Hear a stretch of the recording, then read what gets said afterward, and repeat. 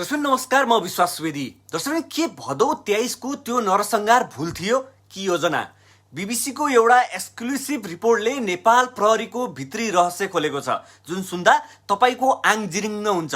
तपाईलाई थाहा छ, प्रदर्शनकारीमाथि गोली चलाउने आदेश दिने पिटर वान अरू कोही नभएर तत्कालीन प्रहरी महानिरीक्षक चन्द्र कुएर खापुङ थिए। प्रहरी लक्का अनुसार दिउँसो 12:40 मा आदेश गयो आवश्यक बल प्रयोग गर्नु भनेर। तर अचम्मको कुरा के छ भने 3 किलोमिटर टाढा बसेर आदेश दिने कमान्ड सेन्टरमा इन्टरनेटसम्म थिएन।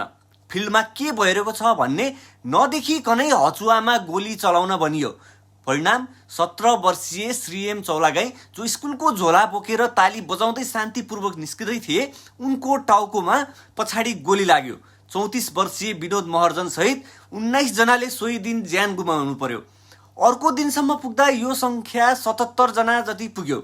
आज आइजिपी अवकाश भए, सरकार ढल्यो, नेताहरू एक अर्कालाई दोष दिँदैछन्। तर श्रीएमकी आमा अझै छोरो स्कुलबाट झोला हल्लाउँदै आउँछ कि भनेर बाटो कुरिरहेकी छिन्। के यो न्याय हो? तपाईको विचार कमेन्टमा लेख्नुहोला। बीबीसीले लेखेको र बीबीसीको भिडियोको आधारमा यो भिडियो मैले बनाइरहेको छु।